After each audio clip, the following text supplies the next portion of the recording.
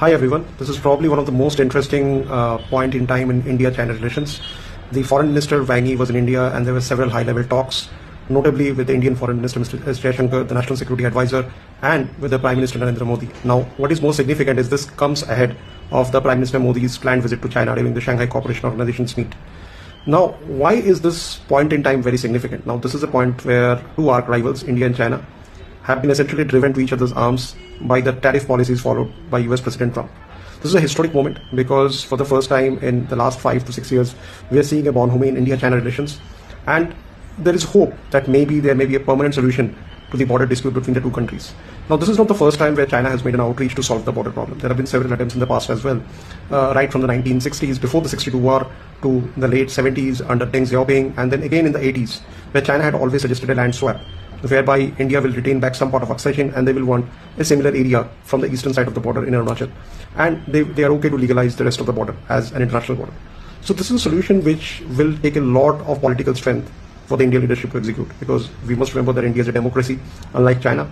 And if any territorial part of India is ceded to China, there will be major repercussions of it. But whether the political establishment has a will to execute it, and whether we can finally see a solution to the border issues with China, remains to be seen. In any case, trade is definitely going to see an uptick.